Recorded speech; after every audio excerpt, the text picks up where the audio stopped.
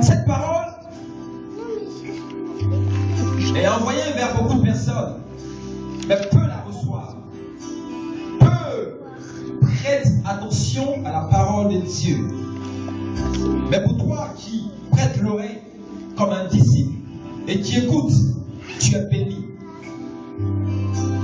Pour toi qui prêtes l'oreille à cette parole et qui la reçoit comme un mets, comme un délice, pour toi qui pratiques cette parole, tu es béni.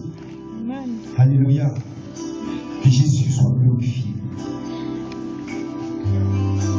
Et donc encore ce matin, Dieu va nous adresser sa parole. Dieu va s'adresser à nous au moyen de sa parole. Nous devons comprendre que le but de Dieu,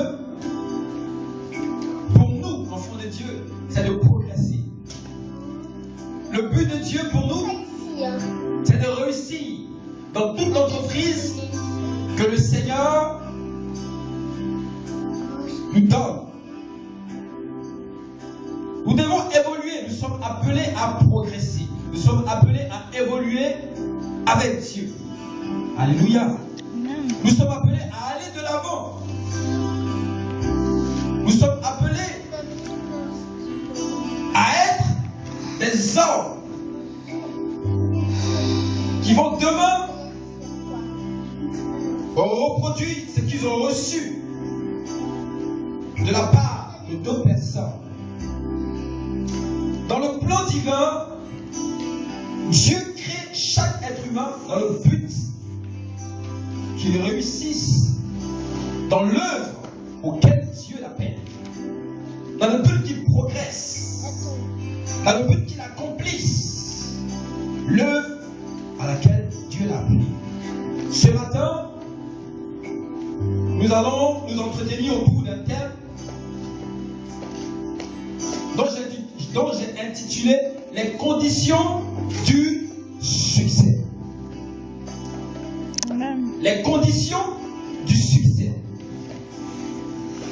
Voyez-vous, bien-aimés, tout le monde a droit au succès.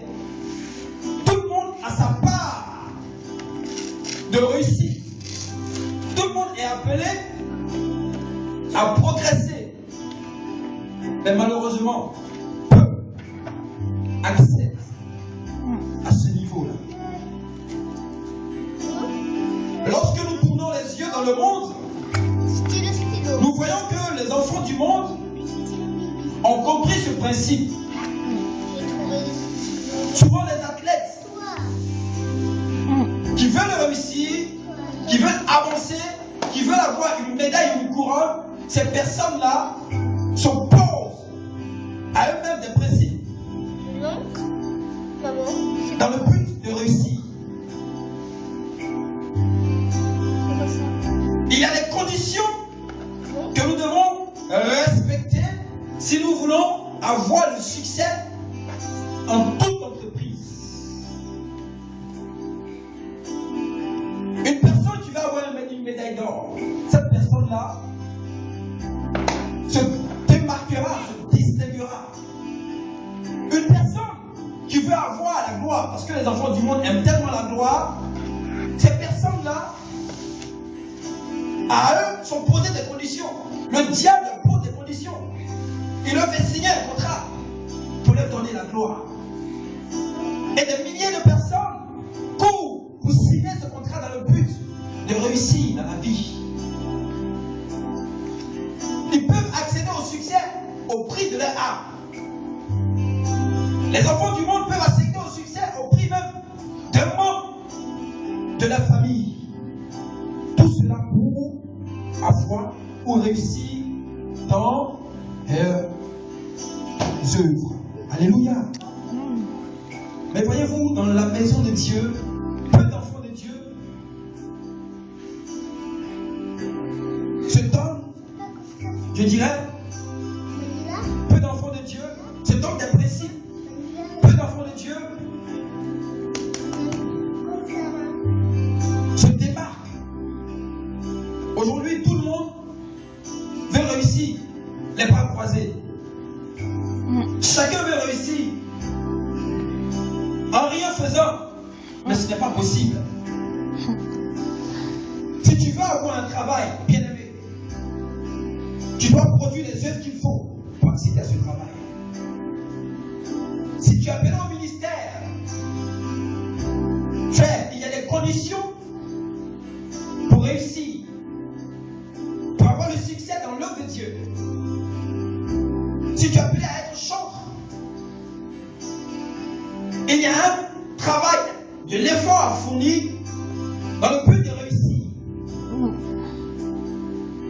Les chrétiens aujourd'hui sont tellement faiblards que chacun pense que les cieux vont s'ouvrir et ce que Dieu l'avait promis va tomber. Ce n'est pas possible. Beaucoup sont appelés au ministère, mais peu se lèvent. Pourquoi? Parce qu'ils ont peur de ce qui est devant. Beaucoup sont appelés à faire des affaires, mais peu se lèvent. Parce qu'ils doutent de la parole de Dieu. Frère, il y a des conditions pour réussir. Dans toute œuvre, il y a des conditions. Pour réussir avec le Seigneur, il y a aussi des conditions. Et ce matin, c'est ce que nous allons voir. Gloire à Jésus. Amen. Nous devons comprendre une chose. Bien que Dieu enterre ses serviteurs, il n'enterre jamais, jamais, jamais son œuvre. Alléluia. Amen. Bien que Dieu, qui appelle ses serviteurs au ministère, après le parcours, certes, il les enterre, mais l'œuvre à laquelle il avait appelé ces personnes n'est jamais enterrée. Parce que cette œuvre continue toujours. Voyez-vous, le prophète Élie a été enlevé, certes. Mais la Bible déclare que le manteau a été laissé ou jeté sur le jeune Élisée. Pourquoi? Dans le but de continuer l'œuvre. Pour nous dire qu'aujourd'hui, même s'ils ne sont plus, il y a des personnes que Dieu prépare qui prendront la relève. Alléluia. Mais ce ministère auquel tu es appelé, cette œuvre que tu es appelé à accomplir, a aussi des conditions pour réussir. Si nous voulons avoir du succès dans l'œuvre de Dieu, alors il y a aussi des conditions. Il y a des principes que nous devons adopter, des principes que nous devons respecter dans le but de réussir. Et c'est ces principes-là que nous allons voir ce matin. Amen. Amen. C'est ces principes ce matin que nous allons voir. Nous allons prendre le Bible dans le livre de Josué au chapitre 1 à partir du verset 1 à 9. Josué chapitre 1. Gauthier, tu vas lire. Josué chapitre 1. On va beaucoup lire. C'est la parole du Seigneur. Josué au chapitre 1. Suivons très bien. Parce que nous allons aller en profondeur, verset par verset, et nous allons comprendre que Dieu nous réserve beaucoup de choses. Je lis Josué chapitre 1, à partir du verset 1. Amen. Après la mort de Moïse, serviteur de l'Éternel, Mhm. l'Éternel dit à Josué, fils de Nun, serviteur de Moïse. Moïse, mon serviteur est mort. Mhm. Maintenant, lève-toi, passe ce Jourdain, toi et tout ce peuple, pour entrer dans le pays que je donne aux enfants d'Israël.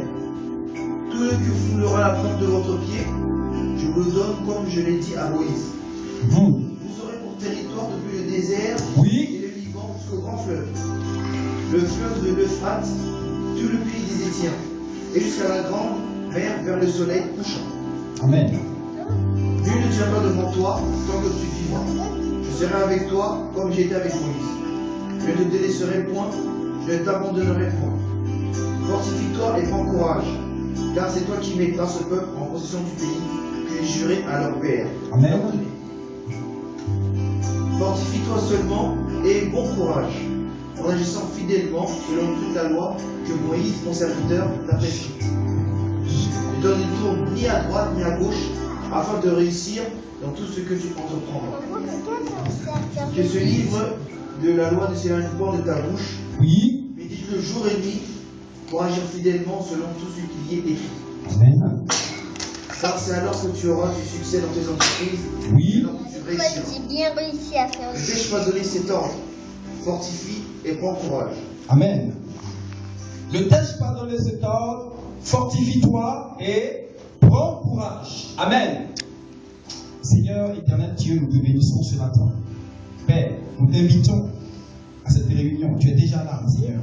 À cette heure précise, nous prions que tu prennes le contrôle de chaque âme, de chaque esprit, de chaque cœur, de chaque pensée, Papa, afin que tu véhicules ta pensée, Seigneur.